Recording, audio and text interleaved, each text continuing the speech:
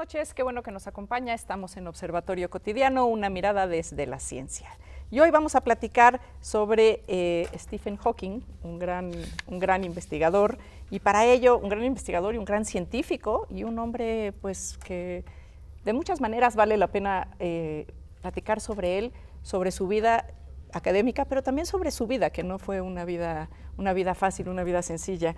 Y para ello me acompañan esta noche en el estudio Miguel Alcubierre Moya. Él es el director del Instituto de Ciencias Nucleares. Miguel, muchísimas gracias por estar con nosotros. Gracias, buenas noches. Está también con nosotros Alberto Guijosa Hidalgo. Él es investigador del Instituto de Ciencias Nucleares también. Muchísimas gracias por acompañarnos, a ti, un gusto estar aquí. Alberto. Y Alejandro Corichi Rodríguez Gil. Él es investigador del Centro de Ciencias Matemáticas de la UNAM. Ese está en Morelia. En Morelia. Bienvenido, muchas gracias por venir aquí a la Ciudad de México. Alejandro, pues, a ver, platíquenos por qué es importante hablar de Stephen Hawking. Él acaba de morir en el mes de marzo, si no me equivoco.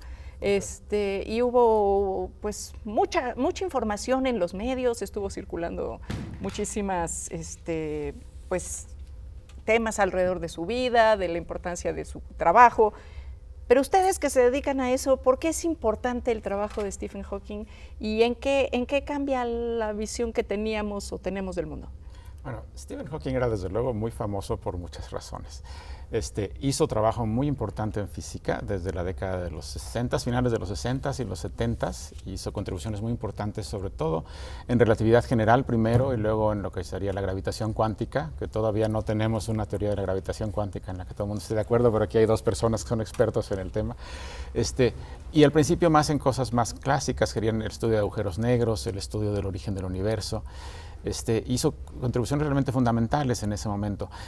Por ejemplo, en los 60 la gente pensaba que los agujeros negros eran una cosa, un artefacto matemático, una cosa que solo ocurría de vez en cuando, que la singularidad, este punto en el centro del agujero negro, en donde el gran campo de gravedad es infinito y todo se destruye, que era también un artefacto matemático y que seguramente no existiría con soluciones más generales.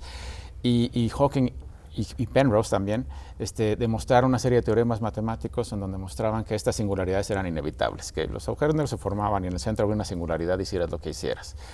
Y también que había unas cosas muy similares al origen del universo, que en el origen del universo, en la gran explosión, también había este momento de singularidad donde el campo gravitacional era infinito. Cuando dices singularidad, ¿qué tenemos que entender los que no somos especialistas en el tema? Es muy buena pregunta.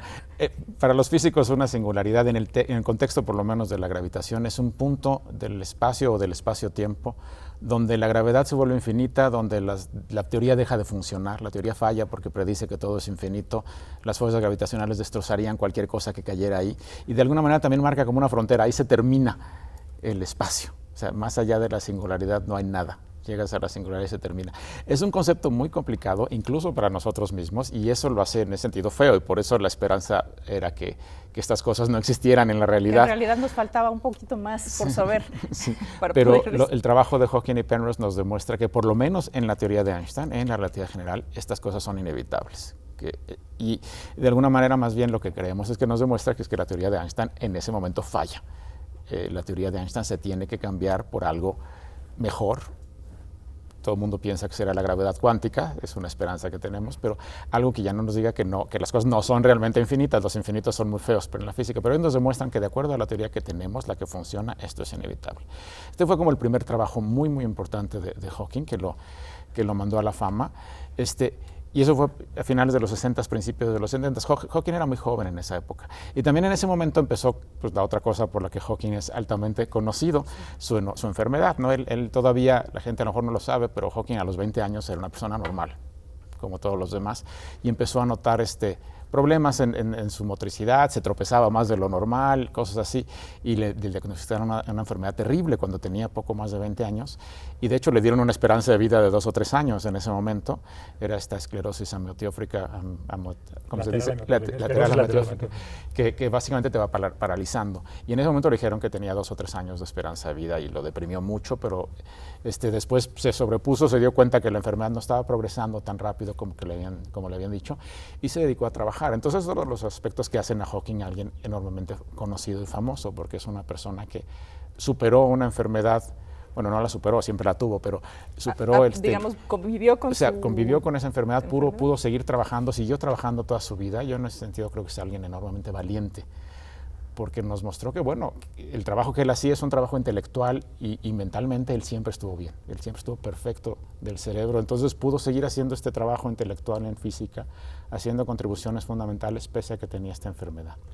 Y complementando eso, justo en ese aspecto creo que es algo que es muy llamativo para el público, que en realidad, respecto a lo que preguntabas al principio, la vida de Hawking es una vida que seguro tenemos que celebrar, porque es un magnífico ejemplo de la capacidad de la mente humana de sobreponerse a la adversidad. Entonces, Miguel ya nos contaba esta situación de a los 21 años le diagnostican, le dan 2 años de vida y en realidad logró vivir 55 años más, desafiando todo pronóstico. Y en esos 55 años, por un lado, en el aspecto personal tuvo una vida plena, o sea, se casó 2 veces, tuvo 3 hijos, fue amigos, fue feliz, pero también en su profesión como físico, a pesar de que la enfermedad esta que va degenerando las neuronas motoras lo fue aprisionando progresivamente más en su cuerpo, a pesar de estar aprisionado así, con su mente... Sí, cada vez más limitado de manera motriz, claro, ¿no? Pero es como es justo este contraste, que la mente, aprisionada ahí dentro del cuerpo, con el lenguaje de las matemáticas, logró penetrar pues, algunos misterios más profundos del universo, como ya nos empezaba a decir Miguel, respecto al origen del universo, respecto a qué pasa en los hoyos negros. Entonces, en ese sentido, creo que también es como un símbolo, ¿no? Que es lo que captura la imaginación del público. Y para nosotros como científicos, por lo menos para mí es notable el que haya tenido tantas contribuciones sin poder hacer cálculos, ¿no? O sea, muchas de las cosas que hacemos después tenemos que sentarnos a y le rayoneas. Y lo que sea, y haces, y pizarrones, y él no, y él todo lo hacía. Y entonces era capaz de ver qué iba a pasar y qué imaginarse. Y eso realmente es algo, para mí, sorprendente, como científico. Y entonces realmente es algo una mente también admirable. Realmente privilegiada, ¿no? Esa capacidad de abstracción y de sí, construir. O sea, fue capaz bueno, con todos los que tienen discapacidades, ¿no? Que suplen unas con otras. Entonces él así fue como pudo suplir su falta de poder hacer los cálculos o escribirlos, ¿no? Exacto, exacto. Entonces, pero la verdad es que, claro, a mí me cuesta muchísimo imaginarme ese mundo de ecuaciones y números, y luego ya ni números les ponen, son puras letras, ¿no? Y que vayan teniendo sentido a lo largo de líneas y líneas y líneas en la pantalla de tu cerebro, ¿no? Tu cerebro, es como decía Alejandro, nosotros en la física teórica pues llenamos pizarrones y llenamos cuadernos de ecuaciones y luego pues, nos regresamos porque hicimos algo mal, pero él no podía, él tenía que mantener todas esas páginas y páginas y páginas de ecuaciones en la mente y resolverlas en la cabeza, que para mí también es impresionante, o sea, yo no podría, yo si no me pones una hoja de papel enfrente no puedo hacer ni una suma. ¿Y cuál es la propuesta revolucionaria, digamos, en términos del conocimiento que hace Hawking sobre el universo? Bueno, pues a ver, regresándonos a lo que nos estaba contando Miguel, primero, para ubicarnos en el contexto, el área donde Hawking trabajó es el área de gravedad, y ahí la herramienta básica de los físicos es esta teoría que muchos, y en particular seguramente nosotros tres, consideramos la teoría más bonita de la física, que es la relatividad general, y nos explica cómo funciona la gravedad, y lo que nos dice es que la gravedad se produce porque el espacio y el tiempo se pueden distorsionar, se pueden enchuecar, que eso suena muy raro, pero eso es como ocurre. ¿Y eso qué quiere decir? Sí. Ajá, bueno, en particular la idea, lo que suena más raro es que el tiempo se puede distorsionar, pero eso lo que quiere decir es que si tenemos una serie de relojitos todos idénticos y los ponemos a diferente distancia de la Tierra o del Sol, correrán a distintos ritmos, no porque estén descompuestos, sino porque el tiempo tal cual transcurre distinto en distintas situaciones. Y algo similar ocurre con el espacio. La analogía usual es pensar como que el espacio y el tiempo, que normalmente, sobre todo el espacio, normalmente lo consideramos como un escenario rígido en donde se desarrolla la obra de la naturaleza. Ahora, con Einstein viene a ser como un trampolín que conforme se mueven los actores en la obra, se va distorsionando en respuesta. Eso que se estira al espacio, que se contrae, eso y solo eso es lo que es la gravedad según nos enseñó Einstein. Entonces, en ese contexto, la expansión del universo que tenemos entendida desde hace 20 años es no que las galaxias se estén moviendo a través del espacio, sino que el espacio mismo se está estirando, o sea, cada segundo hay más metros cúbicos en el espacio. O sea, sigue creciendo, pero ¿para dónde crece? Es buena pregunta, pero más bien crece en sí mismo, no hay, como lo entendemos y como nos enseñó Einstein, no crece hacia ningún lado, crece en sí mismo, o sea, nada más cada vez tiene más espacio adentro, pero no hay una frontera, no hay nada afuera. Compararlo. Exacto. Y regresando ahí a lo que decía Miguel. ¿Y ustedes duermen tranquilos en esas preguntas? No, es fantástico. O sea, todas estas cosas. Sí, pero no es de poder dormir tratando de responder. Todos estos aspectos que la ciencia en general y la física en particular nos revela sobre cómo es este universo en el que vivimos, quiénes somos nosotros, de dónde venimos, es algo que le agrega muchísimo placer a vivir aquí, o sea, muchísimo misterio, muchísima magia incluso, pero es esta magia que tenemos comprobado, o sea, va mucho más allá de lo que cualquier escritor de ciencia ficción no hubiera podido imaginar. Y en particular, regresando a esta idea de la expansión del universo, lo que ya nos planteaba Miguel era que el primer gran éxito de Hawking tuvo que ver con que cuando corremos la película hacia atrás y vamos llegando a esta época hace 13.800 millones de años, en la cual el universo todo estaba muy apretado, muy chiquito, muy denso, increíblemente caliente, esa época que llamamos el Big Bang, lo que él demostró, la primera gran novedad que él demostró es que justo ahí no hay manera de detener esa, si vamos corriendo la película hacia atrás, no hay manera de detener esa contracción. Y entonces, si uno le hace caso tal cual a las fórmulas de Einstein, a la relatividad general, llegaría uno a un momento, este momento que nos decía Miguel, de una densidad infinita y gravedad infinita. Ahora, eso no lo creemos literalmente, eso es lo que predice Einstein, pero Einstein no es la última palabra, como nunca nada en ciencia es la última palabra. Se conoce como el Big Bang, ya se conocía entonces, pero como dice Miguel, lo que él demostró es que era inevitable que ocurriera. Que según la relatividad general, el universo empezara con una singularidad o el Big Bang. Vamos a hacer un breve corte, tenemos que ir a una muy breve pausa, pero regresamos, tenemos muchas preguntas y muchas dudas y muchas ganas de que nos las respondan. No se vaya, regresamos.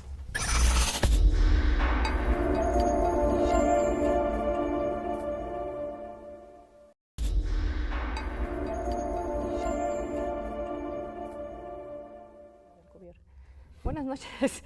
Aquí seguimos con usted platicando sobre un personaje muy importante de la ciencia, Stephen Hawking, que murió hace relativamente poco y que pues en muchos sentidos marca un antes y un después probablemente en el conocimiento del universo y en la física que se utiliza para el conocimiento del universo. Uno de sus grandes temas es el de los hoyos negros.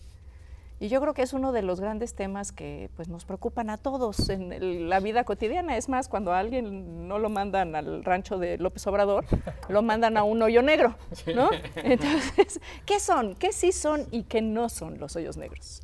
¿Y cómo llega la física a entender estos espacios o no espacios? ¿Qué son? Los hoyos negros son una predicción de la teoría de Einstein, que además sabemos que existen, pero ya tenemos evidencia muy fuerte de su existencia. Se forman sobre todo al final de la vida de estrellas muy, muy grandes, muy masivas, mucho más masivas que el Sol.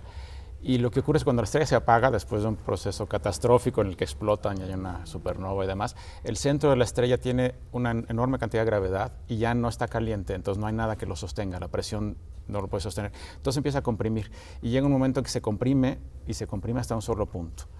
Toda la masa de la estrella se va a un solo punto y lo que se forma alrededor de este punto de densidad infinita es una región del espacio de la que nada puede escapar, ni siquiera la luz. La gravedad es tan intensa que no puede escapar ni siquiera la luz, por eso les decimos negros, porque no se ven, no emiten luz. Y hoyos en el sentido de que cualquier cosa que entre ahí ya no puede volver a salir, porque la luz es lo que se viaja más rápido en el universo y si la luz no puede escapar, nada puede escapar. Entonces cualquier cosa que caiga en un agujero negro nunca puede volver a salir del agujero negro. Durante mucho tiempo también fueron estas cosas teóricas que la gente no creía que existieran en la realidad, pero eso cambió en la década de los 60s. Primero a nivel teórico se empezó a convencer a la gente que esto era inevitable y luego empezaron a ver, en parte por el trabajo de Hawking, y luego empezaron a ver evidencias observacionales en los astrónomos de que regiones del espacio en donde la única explicación posible era que era un agujero negro. Entonces hoy en día el concepto es muy conocido, estamos convencidos de que existen. Pero Hawking hizo una contribución fundamental ahí. Por lo que más se le conoce a Hawking sobre todo es por el estudio de los agujeros negros y en particular por demostrar que los agujeros negros no eran tan negros. Por demostrar curioso, ¿no? que los agujeros negros, uno pensaba que los agujeros negros no emitían luz de ningún tipo, absolutamente nada volvía a salir, pero él demostró que no, que para tener consistencia entre las leyes de la mecánica cuántica y de la relatividad general, los agujeros negros tenían que emitir un tipo de radiación, como si estuvieran calientes, que se conoce hoy en día como radiación de Hawking, precisamente fue el primero que la demostró. Y esto vino de argumentos que tenían que ver con termodinámica y la consistencia de la termodinámica y la mecánica cuántica. Resulta que la temperatura a la que emiten es muy pequeña. Mientras más grande el agujero negro, más frío. y los agujeros negros del tamaño de estrellas o de masas estelares son tan fríos que no podríamos medir su temperatura. Pero el concepto a nivel teórico fue revolucionario. A nivel teórico ¿Por qué? ¿Qué cambia de fondo? O sea, ¿qué es lo que está de fondo que es tan revolucionario? Justo el aparente paradoja de que los agujeros negros no son tan negros, ¿no? O sea, según la teoría de la relatividad de Einstein, que el mismo Hawking desarrolló a principios de los 70s, él mostró a través de muchos teoremas matemáticos que los agujeros negros se comportaban de cierta manera. Y una de lo que demostró con estas fórmulas es que no podían tener una temperatura. Si tenían una temperatura tenía que ser exactamente cero. Es decir, que son absolutamente fríos y no hay manera. Un cuerpo a temperatura cero es incapaz de radiar. Entonces eso era lo que nos decía la teoría clásica, la teoría de la relatividad general. Y lo novedoso fue que él mezcló la teoría de la relatividad general con la otra gran teoría del siglo XX, que es la mecánica cuántica. Y entonces en este cálculo de 1974, él básicamente lo que quería era... Muy reciente, ¿no? Hace 44 años. ¿No? Pero Él quería en realidad mostrar que algunos otros físicos que estaban argumentando que realmente los agujeros negros podían tener propiedades termodinámicas como el resto de la materia, estaban mal. Y entonces él se imaginó este cálculo en donde ponía materia con propiedades cuánticas en un agujero negro, y para su sorpresa y la de todo el mundo, demostró exactamente lo contrario, que se le podía asociar una temperatura al agujero negro y por lo tanto debía de estar emitiendo radiación, que se podría en principio medir. Como dice Miguel, la temperatura en la práctica es tan pequeñita para agujeros negros de tamaño astronómico que es prácticamente imposible detectarlo, pero en principio si el agujero negro fuera muy pequeñito, entonces se habría manera de poder detectar esta. Y ahí vale la pena destacar de lo que mencionó Alejandro, que había físicos que Hawking quería mostrar que estaban equivocados, entre ellos el más importante, un físico israelí que se llama Jacob Bekenstein. Y un dato poco conocido es que si bien Jacob Bekenstein era israelí, nació en México, sí. Y por cierto que él también lo perdimos hace apenas 3 años. Y entonces Bekenstein fue el primero que argumentó que... ¿Y él se formó en México? No, no se formó en México. Se fue de adolescente, se fue a Estados Unidos y entonces estudió en Estados Unidos ya la universidad y el doctorado, y después se fue a Israel, y ahí vivió toda. Pero nacido en México. Nacido en México, algún curioso, sí. Exactamente, dato curioso. Y bueno, justo en el sentido de la importancia de este resultado, bueno, como ya planteó Alejandro, el asunto principal al que llegamos ahí es un problema que es uno de los retos fundamentales de la física, incluso hasta el día de hoy, de conciliar la visión que tenemos del espacio-tiempo, de la gravedad, que es esta que nos dio Einstein, que nos sirve para cosas grandes muy bien, con las leyes peculiares que operan en el mundo de lo chiquito, que son las leyes de la física cuántica. Entonces, lo que realmente seguimos buscando hasta la fecha es una teoría de gravedad cuántica, una teoría que nos explique en esencia de qué está hecho el espacio y el tiempo. Eso es básicamente lo que queremos saber, que parece hasta la pregunta rara, ¿no? Bueno, es como muy existencial, ¿no? Es una pregunta del origen. Entonces, Hawking de inicio no estaba, su máximo éxito que estamos platicando, no se ubicaba en gravedad cuántica como tal. Lo que hizo fue tomar en cuenta que la materia sí es cuántica. Entonces, con eso ya le corrigía la plana un poquito a Einstein. Y apenas con ese poquito, justo descubrió esta cosa maravillosa de que los hoyos negros en realidad no son negros, sino que pueden emitir luz. Y entre más chiquitos, más brillan. O sea, un hoyo negro chiquito nos serviría tal cual aquí para alumbrar este estudio o para leer un libro o alumbrar un estadio. Pero uno justo pensaría, bueno, ¿y a mí qué me da? ¿No? O sea, ¿qué cambia en la física con que los hoyos negros brillen? Lo que él mostró, bueno, es que como cualquier objeto caliente, como esta taza o un trozo de carbón o lo que fuera, emite luz. Pero uno diría, bueno, ¿y eso a mí qué? Bueno, lo que cambia es que al no ser negros los hoyos negros, los hoyos mal llamados negros ahora, tampoco son eternos. Porque conforme emiten de a poquito luz, esta tenue luz, se van evaporando, van perdiendo energía, se van achicando. Y entonces, cosa curiosa, los hoyos negros que existen en la naturaleza, entre más emiten luz, más se calientan. Contrario a un trozo de carbón normal, entre más pierde energía un trozo de carbón, se va enfriando. Claro. Los hoyos negros son al revés, según muestran los cálculos de Hawking. Entre más pierden energía, más se calientan. Entonces, más rápido, más brillan, más rápido pierden energía. Tienen entonces una vida larguísima, pero finita. Y eso lleva... ¿Y qué hay después del hoyo negro? Exacto, eso lleva precisamente a esa pregunta. Esa lleva una pregunta que todavía no hemos podido responder, y en particular el contexto donde marcó él una gran interrogante fue que toda la información de los objetos que se colapsaron, que se juntaron para formar el hoyo negro, sus cálculos mostrarían que al escupir de vuelta el hoyo negro y irse evaporando, avientando de a poquito luz, en los cálculos de Hawking parecería que la luz que sale, la radiación de Hawking, no lleva nada de información de lo que cayó lo que cayó en un principio. Es un nuevo inicio, digamos. Sí, entonces que si uno avienta un libro ahí o una cosa, no tenemos rastro alguno, no queda rastro alguno de lo que se aventó fue un libro y no una silla o como una taza fogata. de café. Exacto. Bueno, pero incluso cuando uno ve los rescoldos. Pero esa es muy buena analogía. Justo si aventamos un libro, una fogata, pues uno piensa que ya perdió para siempre la información del libro, pero no, sabemos que las reglas de la física, en particular las de la física cuántica, son tales que si le siguiéramos la pista a todas las partículas de luz que emitió la fogata, a las cenizas, a todo, si fuéramos muy detallados, la información de qué decía el libro está codificada ahí. Está todavía ahí.